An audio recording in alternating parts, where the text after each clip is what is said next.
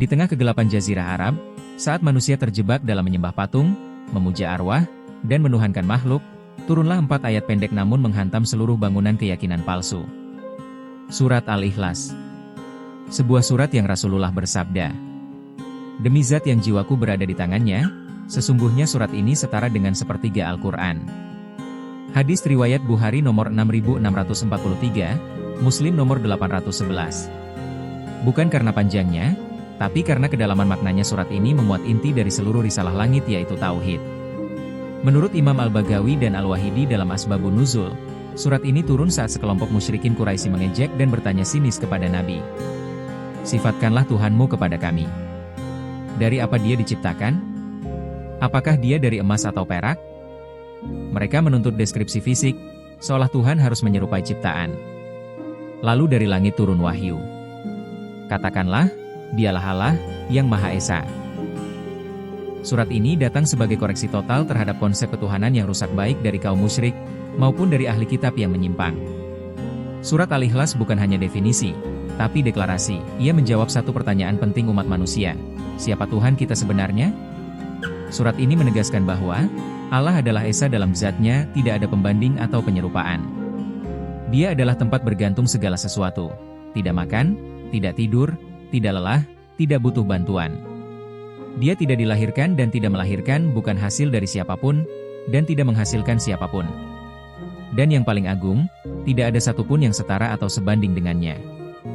Imam Ibnu Katsir menyebut surat ini sebagai penolakan terhadap semua bentuk penyerupaan Tuhan dengan makhluk. Syaikh Asadi berkata surat ini menyucikan Allah dari kekurangan dan menetapkan kesempurnaan mutlak baginya. Tafsir Al-Karim Ar-Rahman. Seluruh konsep tauhid rububiyah, uluhiyah, dan asma wa sifat terangkum dalam satu surat yang pendek namun padat ini. Dan inilah inti dari seluruh ajaran Islam. Keutamaan surat Al-Ikhlas setara dengan sepertiga Al-Quran. 1. Rasulullah bersabda, "Sesungguhnya surat ini sebanding dengan sepertiga Al-Quran." Hadis riwayat Bukhari nomor 6643. 2. Dibaca oleh Nabi setiap malam sebelum tidur. Aisyah radhiyallahu anha meriwayatkan, setiap malam Nabi membaca Al-Ikhlas, Al-Falaq, dan Anas selalu meniupkan ke telapak tangan dan mengusapkan ke tubuh. Hadis riwayat Bukhari nomor 5017. 3. Dicintai sahabat karena isinya seorang sahabat selalu membaca surat ini dalam setiap rakaat. Ketika ditanya, ia menjawab, karena di dalamnya terdapat sifat Allah yang Maha Pengasih. Aku mencintainya. Maka Rasulullah bersabda, cintamu padanya akan memasukkanmu ke surga. Hadis riwayat Bukhari nomor 7375. Surat Al-Ikhlas mungkin pendek di lisan, tapi berat di timbangan. Ia bukan sekadar hafalan anak kecil. Ia adalah inti Islam, yang menyaring makna dari seluruh wahyu sejak zaman Adam hingga Nabi Muhammad. Ia adalah pelindung akidah, penjaga hati, dan cahaya yang membimbing ke surga. Ketika dunia menawarkan banyak Tuhan palsu, cukup bacalah, Qul huwallahu ahad.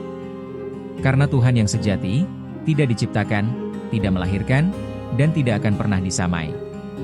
Apa yang dibangun di atas ilmu dan tauhid, akan bertahan lebih lama dari istana, kerajaan, bahkan kekhalifahan.